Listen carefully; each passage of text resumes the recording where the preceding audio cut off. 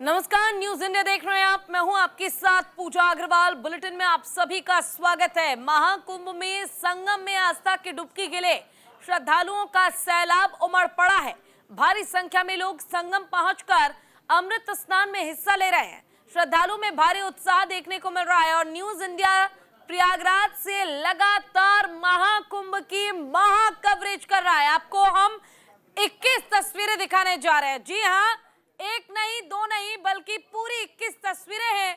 जिन तस्वीरों में आप देखेंगे, पहली तस्वीर है अमृत स्नान की, दूसरी तस्वीर बसंत पंचमी के दिन धूम देखने को मिल रही है, तीसरी तस्वीर है शोभा यात्रा की, चौथी तस्वीर है महास्नान की, पांचवी है जन सैलाब, छठी जयगान की और सातवीं अलौकिक तस्वीर है नागा साधु। आठवीं तस्वीर में आपको नजर आ रहे होंगे और नौवीं तस्वीर में अखाड़ों का स्नान चल रहा है।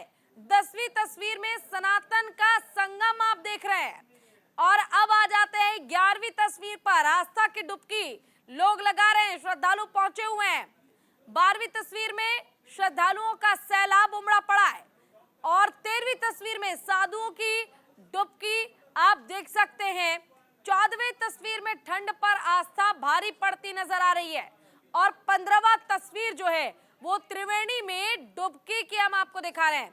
16वीं तस्वीर में धार्मिक यात्रा, 17वें में संस्कृति का महापर्व, 18वें में अद्भुत संगम और 19वें में सनातन ध्वज आपको फहराता नजर आ रहा होगा।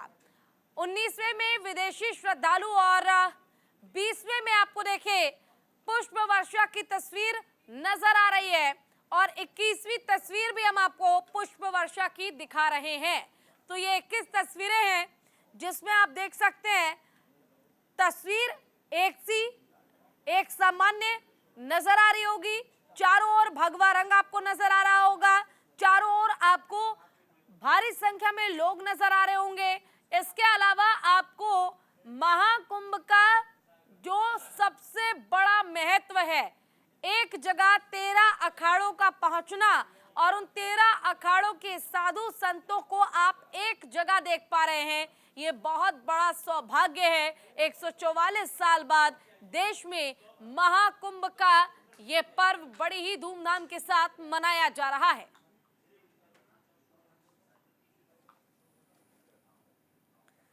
और अब हम आपको महाकुंभ से जुड़ी पल पल की अपडेट दे रहे हैं। न्यूज इंडिया की सुपर एक्सक्लूसिव हेलीकॉप्टर रिपोर्टिंग हम आपको दिखाएंगे। अमृत स्नान की सुपर एक्सक्लूसिव तस्वीर हम आपको दिखाने जा रहे हैं। ये तस्वीर आप देखिए और आपको ये समझ आएगा कि महाकुंभ का ये मेला आखिर कितना खास है। प्रयागराज महाकुंभ 2025 में बसंत पंचमी के मौके पर न्यूज इंडिया की खास पेशकश। बसंत पंचमी पर प्रयागराज महाकुंभ 2025 महाकुंभ का आगाज, न्यूज इंडिया की उड़ान। बसंत पंचमी के मौके पर देखिए दिन भर न्यूज इंडिया पर हेलीकॉप्टर रिपोर्टिंग। तो देखिए, प्रयागराज में महाकुंभ का तीसरा अमृत स्नान आज चल रहा है। सुबह 8 बजे से लगभग अब तक 62 लाख से ज्यादा लोगों ने स्नान कर लिया। बिल्कुल सही सुन रहे हैं आप, 62 लाख से ज्यादा लोगों ने अब तक स्नान कर लिया है संगम में। आज 5 करोड़ से ज्यादा श्रद्धालुओं के पहुंचने की उम्मीद है और अब तक 35 करोड़ से ज्यादा श्रद्धालुओं ने आस्था की डुबकी लगा ली है। हालांकि ये जो 35 करोड़ का आंकड़ा है, ये पहले दिन से हम आपको बता रहे हैं, यानी कि डे फर्स्ट से, जब से महाकुंभ का मेला शुरू हुआ है तब से लेकर अब तक 35 करोड़ लोग आस्था की डुबकी लगा चुके हैं। और अगर सिर्फ आज की मैं बात करूं, सुबह से जो शाही स्नान है वो शुरू हुआ है और लगभग अब तक ज्यादा से ज्यादा देखिए 10 बजे है और सुबह 8 बजे से लेकर 10 बजे तक 18 लाख से ज्यादा लोगों ने शाही स्नान कर लिया है।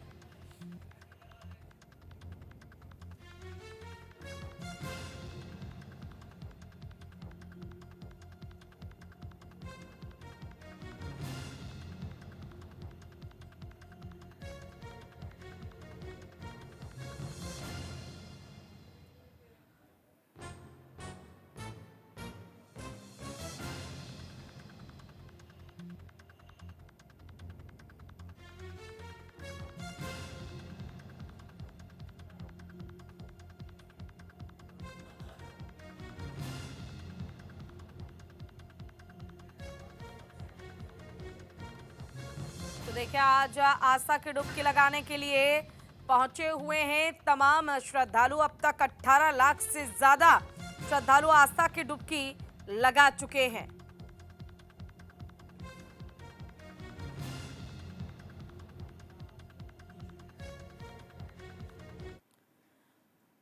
और देखिए महाकुंभ का ये समागम जो है वो इतना खास है कि यहाँ पर सिर्फ देश के कोने कोने से ही नहीं बल्कि दुनिया के कोने कोने से, जी हाँ, अलग अलग देश से भी लोग पहुंच रहे हैं, श्रद्धालु पहुंच रहे हैं। विदेशी श्रद्धालुओं का क्या कुछ कहना है वो आपको सुनवाते हैं, सुनिए। There's nothing to elaborate. They are only to live, to be in the here and now, because that's the only truth. It belongs to, you know, to your heart and all. Just be happy to live and to be truly in what you do, you know. So I have no expectation. I'm so happy to be here. Here and now is enough for me today, you know. It's unbelievable. It's amazing. It's once in a lifetime experience. I couldn't ask for more. It's amazing. Well, I've never seen anything like that. It's hard to believe. It will take me time to process. But I really think that this is out of this world. It's amazing. I didn't know, you know, actually I began to understand now the people of India, you know. I was here before, but I never saw it this way. This is an absolutely incredible event. First time in the history of all humanity. So many people. First time in the history of the whole humanity. We have never been so many right here, right now. Mahasnan. Mahasnan hai. It's incredible. Incredible. Amazing, amazing. I feel totally blessing. It's one of the most happiest day in my life. It's my third Kumbh Mela. It's my second Maha Kumbh Mela, and I waited this Kumbh Mela 12 years. देखिए व्यवस्था बहुत अच्छी है, भीड़ नियंत्रण आज हमारा काफ़ी अच्छा है और सारे अखाड़ों का जो स्नान है वो बड़ा सकुशल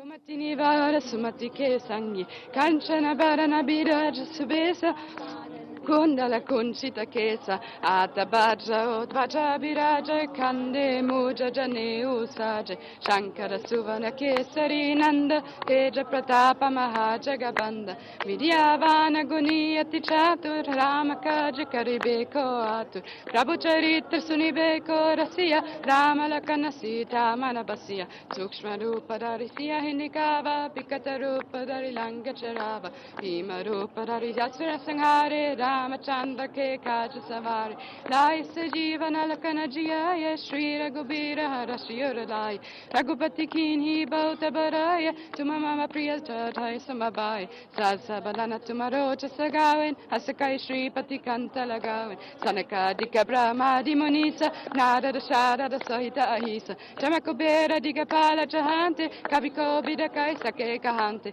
Tumopakara sugriva inkina Rama milaya rajapatati Tomorrow mantra vibhishana mana Lankeshvara paisava jagajana Juga sahasraso jagajana paru Bilyo tahin madhura parajana Prabhu mudrika meli mukamahin Jala dilangi gayacharajanahin Durga makaja jagat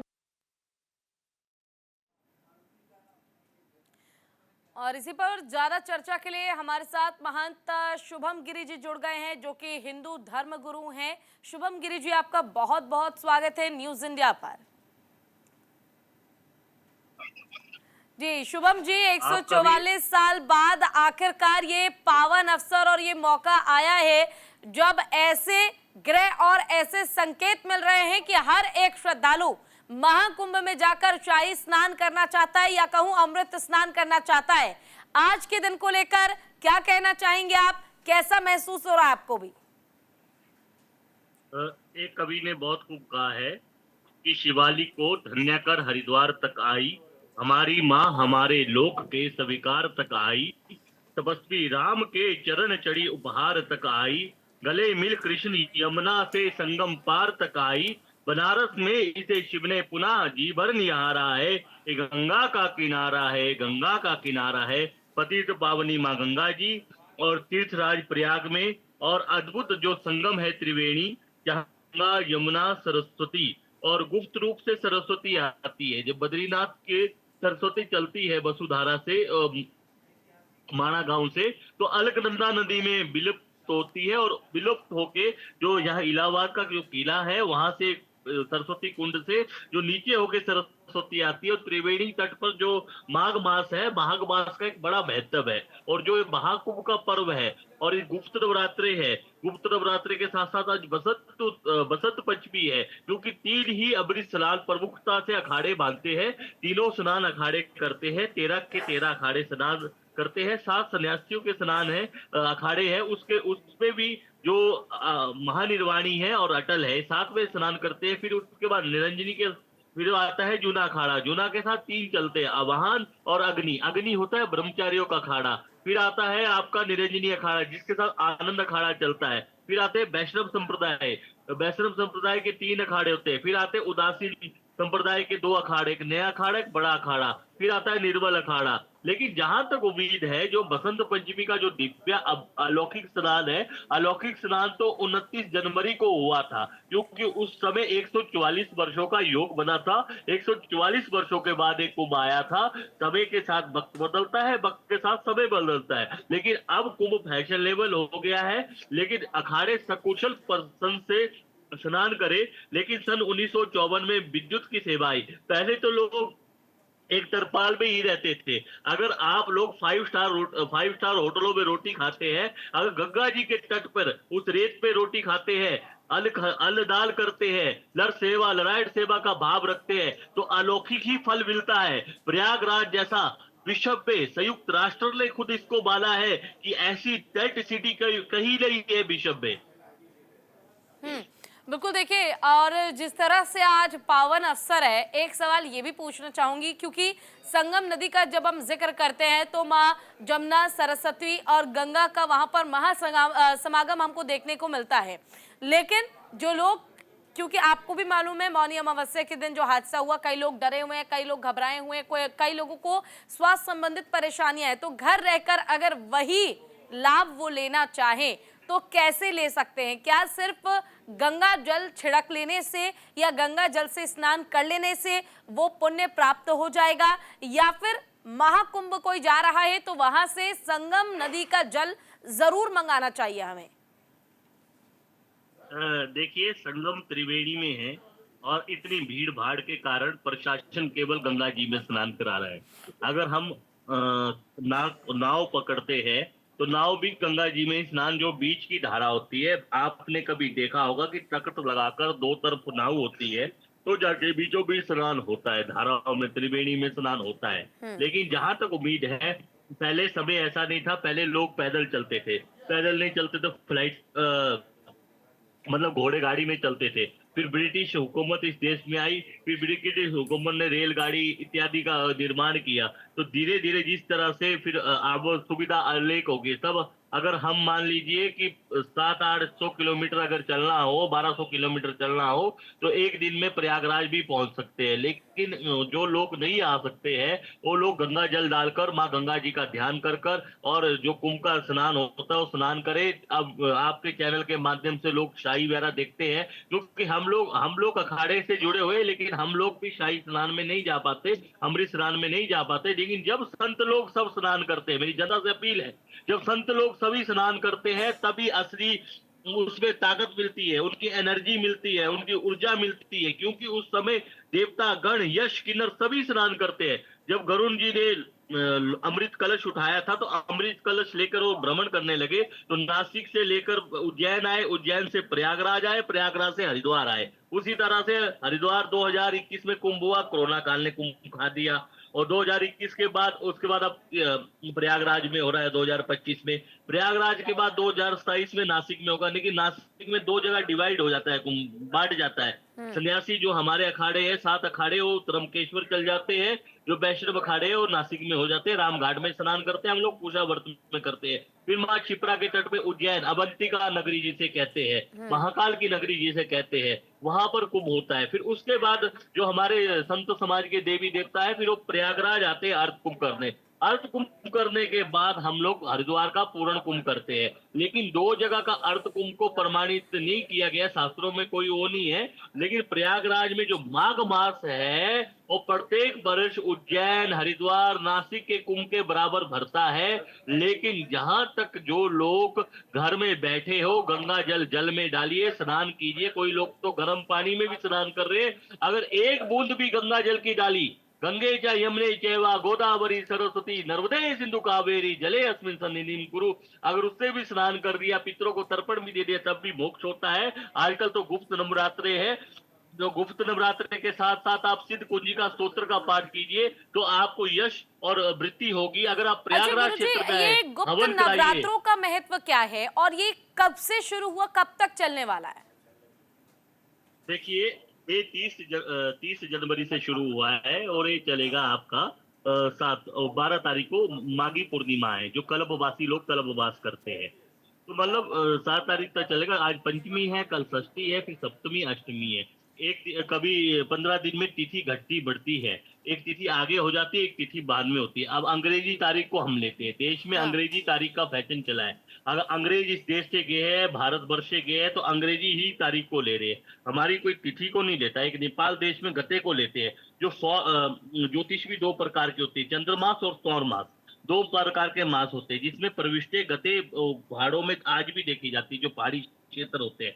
यहाँ पर तिथियों के अनुसार चंद्रमा कौन सी राशि में है, सूर्य कौन सी राशि में है, कैसे योग बना है, कैसे स्नान होना है। तो गुप्त नवरात्रों में होता है कि माघ मास में जो पूर्ण नवरात्रे होते हैं अश्विनी मास के पितृपक्ष के बाद शारदीय नवरात्रे, फिर आते हैं चैत्र मास के नवरात्रे जिसमें हमारा नया संवत्सर होता है। चैत्र मास के बाद आषाढ़ मास में फिर आते हैं गुप्त नवरात्रे। आषाढ़ मास के बाद माघ मास में गुप्त नवरात्रे, इसमें गुप्त विद्या को सिद्ध किया जाता है। इसी तरह से प्रयागराज में अगर हम गुप्त विद्या को सिद्ध करें या यज्ञ कराए या हवन करें, दुर्गा सप्तशती का पाठ करें, मास में भगवान शंकर का उपासना करें, बैणी माधव जी के दर्शन करें। बैणी माधव जी का कोई उल्लेख नहीं करता, त्रिवेणी स्नान के बाद लेटे हनुमान जी, बैणी माधव और अलोपी शंकरी मंदिर, इनका अगर हम दर्शन कर जाते हैं तो बहुत बड़ा महत्व मिलता है। और नाग वासुकी का दर्शन करते हैं, कुंडली में जितने भी काल सर्व दोष हो, अगर नाग वासुकी जी का दर्शन करते हैं तो कोई भी सांप हमें बीचते नहीं डसेगा, कोई डसेगा भी तो हमें असर नहीं होगा। बिल्कुल। और देखिए, जिस तरह से आज का दिन इतना खास है, लोग अपने घर में भी पूजा पाठ करें क्योंकि माँ सरस्वती की आज के दिन पूजा की जा रही है और आज का दिन सनातन धर्म में काफ़ी महत्वपूर्ण हो जाता है। ये तो बात हमने की महाकुंभ की, लेकिन लोग जो अपने घर पे पूजा पाठ कर रहे हैं माँ सरस्वती की, देवी देवताओं की, उनके लिए क्या चीज़ें करना चाहिए और क्या चीज़ें नहीं करनी चाहिए, एक बार ये भी जानना चाहूँगी कि न केवल इन गुप्त नवरात्रों में, वैसे भी आज के दिन वसंत पंचमी के दिन क्या चीजें बिल्कुल भूल कर भी नहीं करनी चाहिए? देखिए, पहले तो तामसिक भोजन नहीं करना चाहिए, तामसिक भोजन का त्याग कर देना चाहिए, प्याज लहसुन जैसे पदार्थों का त्याग कर देना चाहिए। दूसरी बात है, कहीं गलत कार्य ना करे।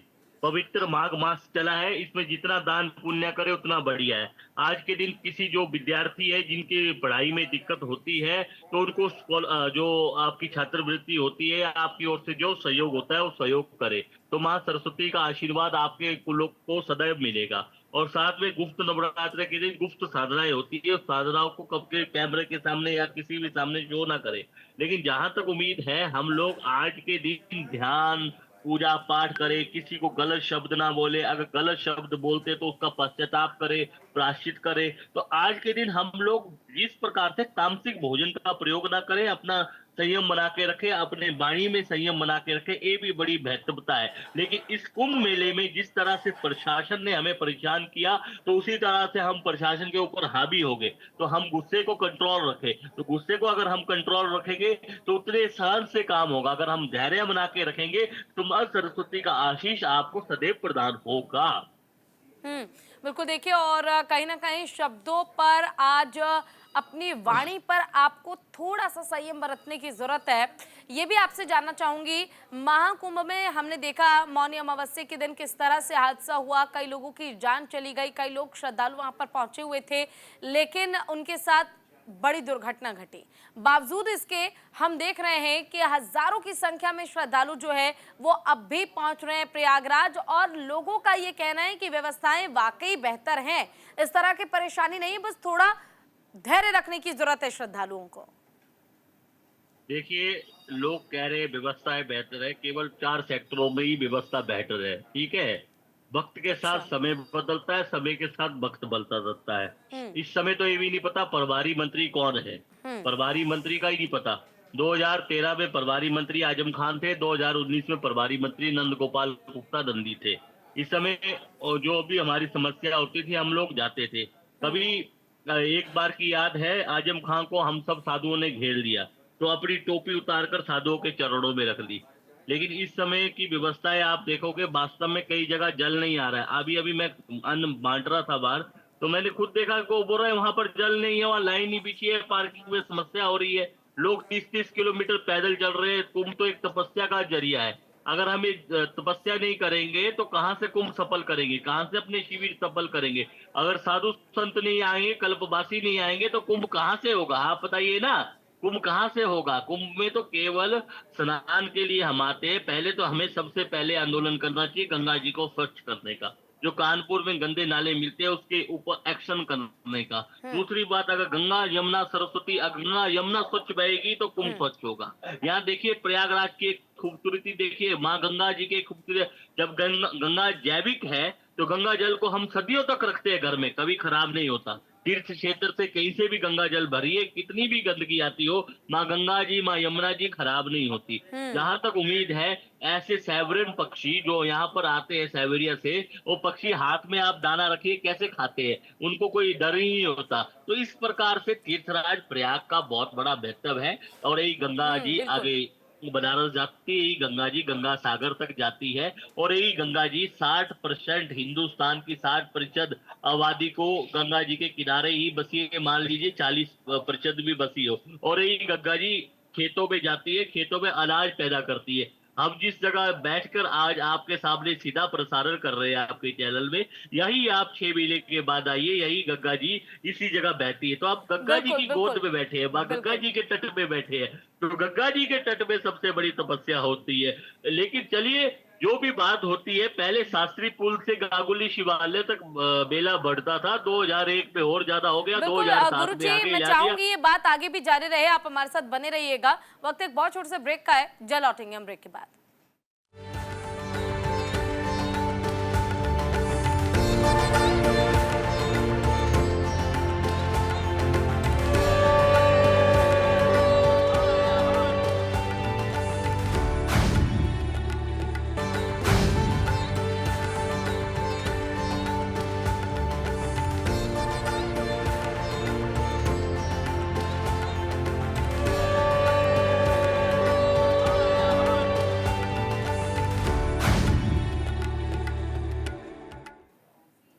और ब्रेक के बाद फिर से स्वागत आप सभी का। बड़ी खबर महाकुंभ से, जहां पर मॉनिटरिंग कर रहे हैं सीएम योगी। सीएम योगी अमृत स्नान का लगातार अपडेट ले रहे हैं। सीएम योगी ने डीजीपी प्रमुख सचिव गृह से अपडेट लिया है। तो देखिए, सीएम योगी खुद अमृत स्नान का जायजा ले रहे हैं, पल पल की अपडेट, पल पल की खबरों की जानकारी वो ले रहे हैं कि किसी तरह की कोई अव्यवस्था वहां पर ना हो, किसी तरह की कोई परेशानी ना हो, लोगों को इसका खास ख्याल रखा जा रहा है। देखिए, मॉनिटरिंग खुद मुख्यमंत्री योगी आदित्यनाथ कर रहे हैं और नजर बनाए हुए हैं।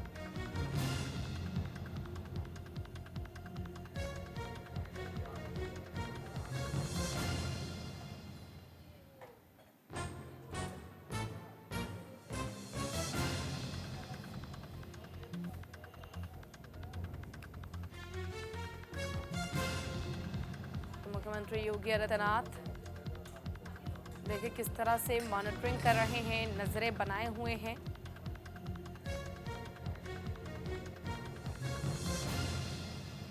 डीजीपी से खुद योगी आदित्यनाथ ने अपडेट लिया है।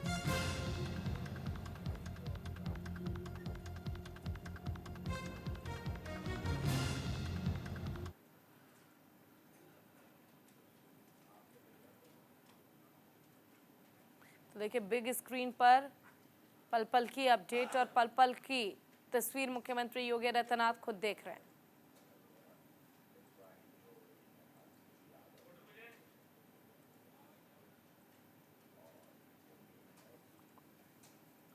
ज्यादा जानकारी के लिए हमारे साथ हमारे सहयोगी अंश मिश्रा जुड़े हुए हैं। अंश, फिलहाल देखिए पल पल की खबर मुख्यमंत्री योगी आदित्यनाथ ले रहे हैं, खुद मॉनिटरिंग कर रहे हैं। डीजीपी से लेकर हर एक अधिकारी को सख्त निर्देश दिए गए हैं कि कोई भी वीआईपी मूवमेंट वहां पर नहीं होना चाहिए गाड़ियों का। क्या जानकारी, क्या अपडेट वहां पर ग्राउंड जीरो पर, किस तरह की तस्वीर आप देख पा रहे हैं? ये मैं बिल्कुल बता दूं दर्शकों को अपने की लगातार जैसे कि वीवीआईपी कल्चर खत्म कर दिया गया है, श्रद्धालुओं को आने जाने दिया जा रहा है।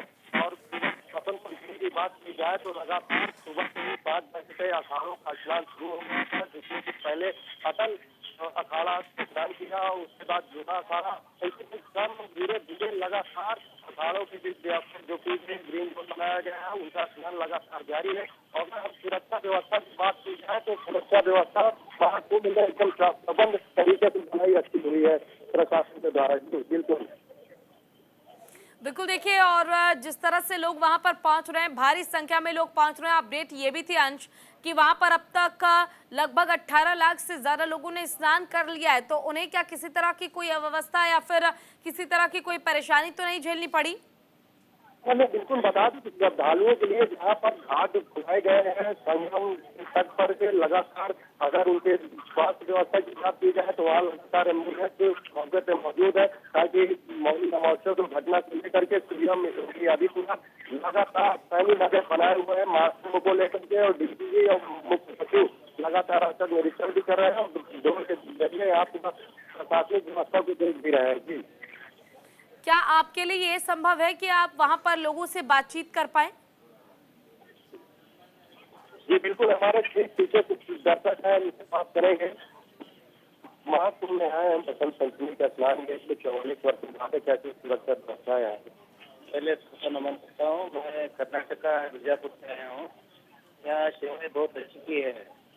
यहाँ किसी प्रकार की कोई दिक्कतें तो नहीं हुई आपकी? दिक्कतें तो होती रहती है, क्योंकि 45 करोड़ की लोगों की आबादी का ये मेला है, इसलिए थोड़ा तकलीफ होती है। लेकिन कोई आपका है कर्नाटक का बीजापुर कोई समस्या? कुछ समस्या नहीं हुआ, बहुत अच्छा है, बढ़िया है, बढ़िया। कुछ इसका कल्चर क्या है? 15-20 किलोमीटर चले हैं, लेकिन समझ में नहीं आता हम कितने चले हैं क्या नहीं। अपने आप चला रहे हैं।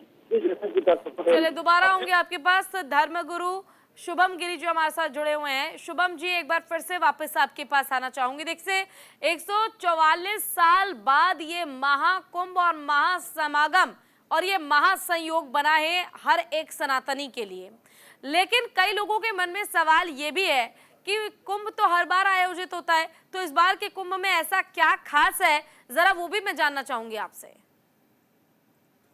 देखिए, प्रयाग मास में कुंभ तो हर बार आयोजित होता है, वो कोई बड़ी बात नहीं है, योग बना है। 144 जो एक तिथि, एक बार, एक नक्षत्र, एक करण, एक राशि में सूर्या और एक राशि में तमाम ग्रह है, सभी एक एक राशि में 144 वर्षों के बाद योग बना है। योग बना है तो इसमें स्नान होने का बहुत बड़ा महत्व है। जहां तक उम्मीद है 14 जनवरी को प्रथम अमृत स्नान, 29 को फिर द्वितीय अमृत स्नान और तृतीय अमृत स्नान आपका बसंत पंचमी को। फिर जो कल्पवासी प्रत्येक वर्ष रहते हैं वो 12 तारीख तक रहेंगे, माघी पूर्णिमा तक।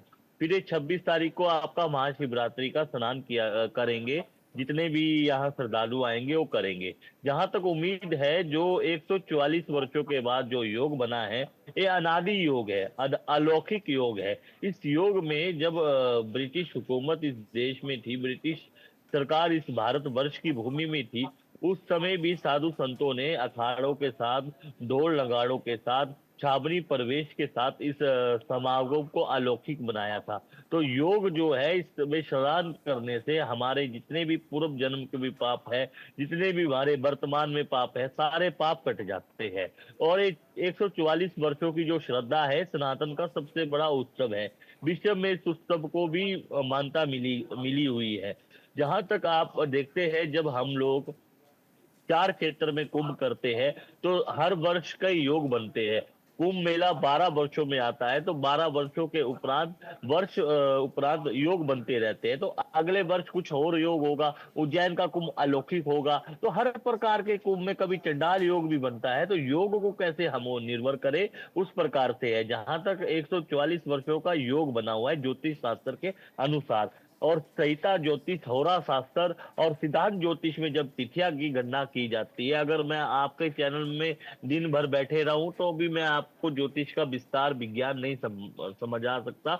लेकिन जहां तक आपके दर्शक देख रहे हैं, तो 144 वर्षों के बाद ये योग बन गया हुआ है। ये अद्भुत योग है। अगर योगी जी बैठकर समीक्षा कर रहे हैं कुंभ की, अगर 29 तारीख को प्रशासन से दिखा देते और प्रशासन को सख्त कर देते, क्योंकि मैंने देखा है प्रत्येक कुंभ हमने भी कर दिए। छठा कुंभ हमारा प्रयागराज में कर रहा हूं, तो रात को ही जब अखाड़े द्वारे जब स्नान करने जाते थे, तो नागा सन्यासी की जब स्नान करने जाते थे, क्योंकि नागा हमारी फौज है, जब हम लोग स्नान करने जाते थे तो रात को ही 1 बजे घाट खाली कराए जाते थे और सुबह अखाड़ों का प्रवेश होता था। जब तक अखाड़ों का स्नान नहीं होता है, तब तक ऋषि को स्नान नहीं करना चाहिए। अखाड़ों के बीच में जाकर स्नान नहीं करना चाहिए। अखाड़ों के बाद अगर वो स्नान करेंगे, तो जो तपस्वी साधु है, जो वर्षों से, जिन्होंने कम से कम नहीं तो कितने साल तक तप किया है, जो ध्यानस्थ है, जो अलौकिक साधु है, जो दिखते नहीं है, केवल कुंभ में दिखते हैं। कुंभ एक ऐसा पर्व है जहां पर जिस साधुओं को देखने के लिए लोग देश विदेश से आते हैं, उन साधुओं का तेज जब वो स्नान करते हैं, उस तेज हमारे अंदर समाहित होता है, तब जाकर स्नान करना चाहिए। बिल्कुल। शुभम जी, ये भी आपसे जानना चाहूंगी, क्योंकि आप खुद वहां पर भी मौजूद हैं महाकुंभ में, और कहा यह जा रहा है कि हर प्रकार की व्यवस्था की गई है। 13 अखाड़े और महामंडलेश्वर से लेकर नागा साधु हो या फिर कोई भी योगी मुनि क्यों ना हो, सब वहां पर पहुंचे हुए हैं। तो क्या हकीकत वाकई यही है कि श्रद्धालु बेमतलब में बेचैन हो रहे हैं? व्यवस्थाएं प्रशासन ने, सरकार ने पूरी की है? देखिए, सरकार प्रशासन, कोई सी भी सरकार हो, व्यवस्था करने पड़ती है। अखाड़ा साधु संतों का ही कुंभ महाकुंभ पर्व है। जो मंडलेश्वर नगर था, वहां पर नाथों को जगह दी गई, क्योंकि नाम नहीं मैं लेना चाहता हूं कि जो वीवीआईपी साधु है, 8-10 साधु जो सरकारी साधु है, उनको व्यवस्था की गई है। उनकी व्यवस्था के चक्कर में कुंभ का जो व्यवस्था नहीं थी वो ढीली हुई है। जहां तक है कि काली रोड में हर बार अखाड़े बसते, अखाड़े का वो होता है। कई अखाड़ों को तो बहुत कम भूमि आवंटित की गई है। मैं आपसे कहना चाहता हूं, साधु संत ऋषि मुनि नागा सन्यासियों के बिना कुंभ नहीं होता। योगी जी संत है तो उनका स्वागत है। 2004 में उमा भारती जी मध्य प्रदेश की मुख्यमंत्री थी, तो उन्होंने भी कुंभ की अच्छी व्यवस्था की है। संत का दर्द संत ही समझ सकता है, क्योंकि संत के बिना कुंभ नहीं हो पाता। तो हम महाकुंभ को अच्छा करें, महाकुंभ को अलौकिक करें। लेकिन अब जो हमारे पास पहले ऊंट होते थे, घोड़े होते थे, हाथी होते थे, सवारियां जो हमारी निकलती थी, जो छावनी प्रवेश होते थे, जब हम रथों में सवार होते हैं, लेकिन अब वो काम वाहन ने कर दिया है।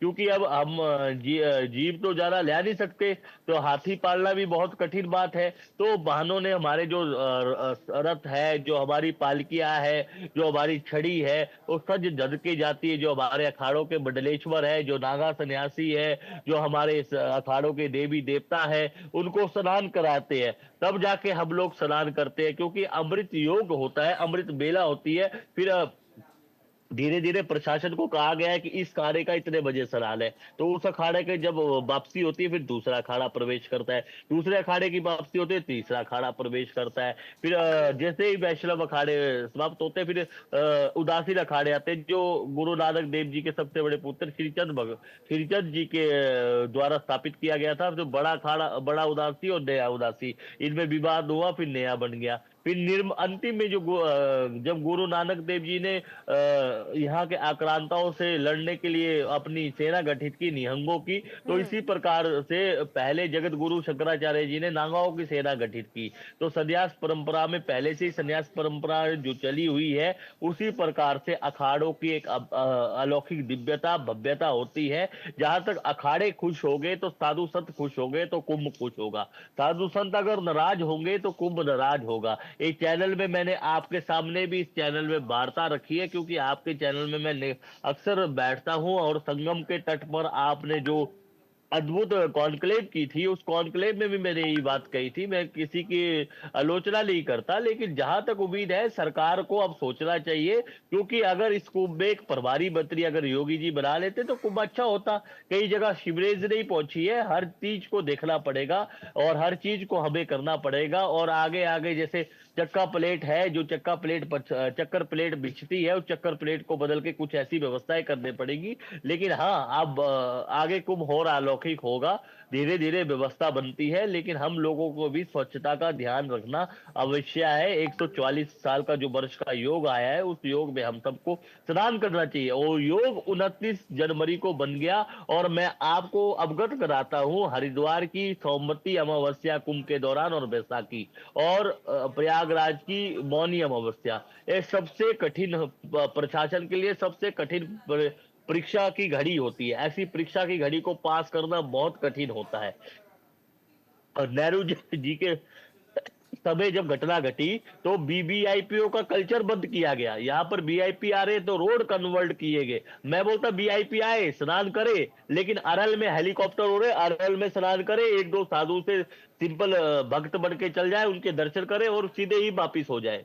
तो इस प्रकार से होता है। कुंभ प्रदर्शनी का केंद्र नहीं है, कुंभ धूड़ों का केंद्र है, कुंभ यज्ञशाला का केंद्र है, कुंभ मंदिरों का केंद्र है। अगर कुंभ में साधु संतों के धूड़े नहीं डलेंगे, 24 घंटे धूड़े नहीं जलेंगे, तो कुंभ कहां से होगा? तो कुंभ कई प्रदर्शनियों का केंद्र नहीं है। अब कुंभ में ड्रोन सिटी हो गई, कुंभ में ड्रोन सिटी के साथ साथ लग्जरी कॉटेज हो गए। तो चलिए लग्जरी कॉटेज हो गए छोड़िए, लेकिन मैं ये भी प्रशासन से मांग करना चाहता हूं, केंद्र में भी भाजपा की सरकार है, राज्य में भी भाजपा की सरकार है। प्रयागराज का जो किला है, प्रयागराज के किले के पास में जो सेना के पास जमीन है, वो जमीन राज्य सरकार को दे, और वहां पर पक्के निर्माण होकर भवन बने, पुलिस वालों के बने, मेला प्राधिकरण का भव्य दिव्य एक कार्यालय बने, जिससे पूरे कुंभ की मॉनिटरिंग हो सकती है, मॉनिटरिंग हो सकती है। और साथ में योगी जी देख रहे हैं, अच्छी बात है, योगी जी संत है, तो संतों का दायित्व है कुंभ को बढ़िया कराना। और हर सरकार कुंभ को बढ़िया कराती है। पहले बजट कम होता था, इस बार बजट अधिक है, और उसमें क्या दो राय है। बिल्कुल बिल्कुल। देखिए, बहुत विस्तार और अच्छे तरीके से आपने समझाया। मुझे लगता है हमारे जितने भी दर्शक देख रहे हैं, उन्हें आपको सुनने के बाद एक संतुष्टि और तसल्ली ज़रूर मिली होगी। ज़रा एक चीज़ ये भी जानना चाहूँगी मैं आपसे। देखिए, कहा यह जा रहा है कि महाकुंभ का ये जो शुभ संयोग बना है, इसमें स्नान करना बहुत महत्वपूर्ण है, लेकिन कई लोग स्वास्थ्य कारण से, हेल्थ इशू की वजह से नहीं पहुँच पाते हैं। लेकिन ये भी मान्यता है कि यहाँ पर अगर आप स्नान करते हैं तो मोक्ष के द्वार खुल जाता है, आपके तमाम पापों का नाश हो जाता है। तो जो लोग वहाँ पर नहीं पहुँच पा रहे हैं स्नान के लिए, या फिर किसी भी कारण से, तो उनके मन को कैसे आप मतलब संतुष्ट करना चाहेंगे, उन्हें क्या समझाना चाहेंगे? देखिए, सबसे पहले गंगा जल डालिए, त्रिवेणी माता का, सरस्वती जी का। अगर कोई बद्रीनाथ गया हो, माना से जल ले आया हो, कोई यमुनोत्री गया हो, यमुना जी का जल ले आया हो, एक एक बूंद डालेंगे स्नान करते समय, तो त्रिवेणी बन जाएगी। उसके बाद तीर्थराज प्रयाग का ध्यान कीजिए, बैणी माधव जी का ध्यान कीजिए, लेटे हनुमान जी का ध्यान कीजिए। देखिए कितनी अच्छी अलौकिक, आप जब गंगा जी के दर्शन करते, जब बरसात में गंगा जी अपने गर्म उसमें होती है, विराट रूप में होती है, तो विराट रूप के बाद लेटे हुए हनुमान जी के जब तक चरण नहीं स्पष्ट करती है, तब तक गंगा जल कम नहीं होता, तब तक गंगा जी का किस दिशा में बहेगी, तब जाके गंगा जी वहां से अपना स्थान छोड़ती है। तो गंगा जी जितनी प्राप्त स्थान छोड़ती है, और घर में भी आपको गंगा जल से ही स्नान करे, माँ गंगा जी का ध्यान करे, बैणी माधव जी का ध्यान करे, ओम नमः शिवाय की माला करे। जो लोग हेल्थ का इशू है, तो गुप्त नवरात्रे है, तो गुप्त नवरात्रे के दौरान मैं तो सबसे बड़ी ये कहना चाहता हूँ, जो गरीब मरीज है, जो हॉस्पिटल में जिनका इलाज नहीं हो पाता है, उसमें थोड़ा थोड़ा सहयोग भी अगर हम 10-10 सहयोग सहयोग भी कर देंगे, जैसे 50 रुपये का खर्चा है तो 5 रुपये भी हम सहयोग कर देंगे, तो आपके लिए बहुत अच्छा होगा और आपकी हेल्थ भी बढ़िया होगी। अगर आप लोग गंगा जल मिलाकर ही स्नान करते हैं तो समझ लीजिए कुंभ का स्नान हो गया। अगर कभी कोई आए तो एक कुंभ का दान, मतलब एक घड़े का दान कुंभ क्षेत्र में करोगे तो बहुत अच्छा आपको महत्वपूर्ण लाभ मिलेगा। अखंड ज्योति अगर हम तीर्थराज प्रयाग के नाम पर जलाते रहे, अगर हम कुंभ में नहीं जाते हैं, उसके आगे हम अपने ध्यान करते रहे, दर्शन करते रहे, तो बहुत अद्भुत होगा। बिल्कुल। देखिए, हर बार के कुंभ मेले में कुछ ना कुछ खास और कुछ ना कुछ हटके, कुछ विशेष हमें देखने को मिलता है, चाहे वो अर्ध कुंभ हो, पूर्ण कुंभ हो या फिर महाकुंभ क्यों ना हो। इस बार के कुंभ की खासियत क्या है? देखिए, इस बार जो कुंभ है वो आकर्षण का केंद्र भी बन गया, वीवीआईपी का भी बन गया। कुंभ में कभी वीआईपी की एंट्री नहीं थी, क्योंकि आपको बता दूं सन 1954 में जब भारत के संसद में एक प्रस्ताव पास हुआ था, कुंभ के शाही के दौरान 4-5 दिन पूर्व कोई वीआईपी नहीं आएगा, आएगा तो श्रद्धालु बन के आएगा। आपने देख लिया, गृह मंत्री अमित शाह जी आ गए, तो उनको भी सोचना चाहिए 27 तारीख को क्यों आए, जब 29 का स्नान था, उसके पहले आते, उसके बाद आते। और जो कुंभ में होता है तिथि, योग, नक्षत्र, बार, जैसे आपका उज्जैन और नासिक का कुंभ सिंहस्थ कुंभ कहता है कि गुरु सिंह राशि में प्रवेश किया है। हर प्रकार के जो प्रवेश होता है, गुरु मकर राशि में प्रवेश होता है, गंगा द्वार में कब कुंभ लगता है, हरिद्वार में कब कुंभ लगता है, तो उसके बारे में जो विस्तार है वो पुराणों में विस्तार होता है।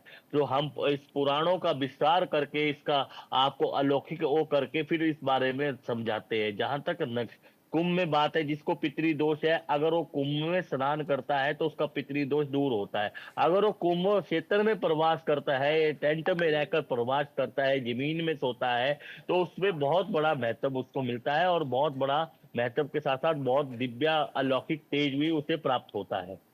बिल्कुल। देखिए, और इस बार कहीं ना कहीं जो विशेष प्रबंध किए गए हैं ये भी अपने आप में खास है। फूलों की बरसात की जा रही है, जो वहां पर अखाड़े और महामंडलेश्वर पहुंचे हुए हैं। देखिए, यहाँ क्योंकि अब तमाम साधु संत देश के अलग अलग कोने से पहुंचे हैं, और इससे भी बड़ी बात यह है कि विदेश से भी जो श्रद्धालु है उनके बीच भी सनातन धर्म का अब बोलबाला नजर आता है। न केवल हनुमान चालीसा तमाम जो विदेशी पर्यटक पहुंच रहे हैं या यूं कह लूं श्रद्धालु पहुंच रहे हैं उन्हें याद है, बल्कि वो यज्ञ करते नजर आ रहे हैं, महादेव के मंत्र जाप करते नजर आ रहे हैं। तो ये भी अपने आप में काफी अद्भुत है। देखिए, सनातन तो अनादि है, सनातन का कोई अंत नहीं है। सनातन तो एक अनादि शब्द है जिसमें शाश्वतम है, जिसमें सभी को एकता के सूत्र में बांधना है। सनातन एक ऐसा धर्म है इस धर्म के विपरीत बोलने वालों को भी वो क्षमा करते हैं। आपने देखा कि कभी रामचरितमानस में सवाल उठाने वालों का क्या हाल हुआ। सनातन धर्म सभी धर्मों का सम्मान करता है। अगर विदेशी लोग आकर यहाँ पर सनातन धर्म की परिभाषा करते हैं तो विदेशी लोगों का एक अलग ही अलौकिक पर्व होता है। जहां तक माघ मास में है, सहस्त्र कार्तिकेय स्नानम माघ स्नानम सता नीच वैशाखे नर्मदा कोटि कोटि कुंभ स्नाने तद फलम। अगर आप कार्तिक का स्नान करते हो, कार्तिक मास में स्नान करते हो, यज्ञ करते हो, तो कार्तिक मास और साथ में वैशाख मास में नर्मदा की जो परिक्रमा करते हो, उस स्नान का लाभ लेने के लिए कुंभ का स्नान होता है, जो माघ मास में प्रयागराज में होता है। उसी स्नान को देखते हुए हम लोग स्नान करते हैं, जो हमारे अलौकिक अखाड़े हैं वो लोग स्नान करते हैं। तो हर प्रकार से जो प्रयाग में त्रिवेणी कुंभ है, प्रयागे माघ मासे कुंभ पर्वे, तो प्रयाग में जो कुंभ पर्व है, त्राई स्नानम यथा फलम अश्वमेघ सहस्त्राणि तद फलम लभते। अश्वमेध यज्ञ के बराबर फल मिलता है। अगर विदेशी लोग आते हैं, फॉरेनर लोग आते हैं, तो उनसे मैं एक मांग करना चाहता हूँ, आप जो गलत चीजें खाते, तामसिक चीज खाते, उसका सेवन करते हैं, उस सेवन को छोड़िए। आप या सनातनिया बनते हैं तो सनातन का प्रचार कीजिए, लेकिन हमारे जो युवा है वो नशे से दूर रहे। अब वो पाश्चात्य संस्कृति की ओर जा रहे हैं। तो देखिए, आप विदेशी पाश्चात्य संस्कृति छोड़कर हमारी संस्कृति अपना रहे हैं और हमारे युवा पाश्चात्य संस्कृति की ओर जा रहे हैं। तो हमारे युवाओं से भी अपील है, आप कुंभ में आइए, स्नान कीजिए और कुंभ में कुछ दान करके जाइए। कुछ भी दान कीजिए, चाहे किसी मैं नहीं बोलता कि मेरे को दान कीजिए, कोई गरीब पड़ा हो तो उसके ऊपर एक कंबल उड़ा दीजिए। अगर आप कंबल उड़ाएंगे, अगर आप वस्त्र का दान करेंगे या अगर आप गर्म कपड़े का दान करेंगे तो आपके कुल में सदैव वृद्धि होती रहेगी, सदैव आपका कुल बढ़ता रहेगा। चलिए, आपका बहुत बहुत शुक्रिया कि आप हमारे साथ जुड़े और आपने ये तमाम जानकारी हमारे दर्शकों तक दी। और फिलहाल के लिए बस इतना ही। नमस्कार।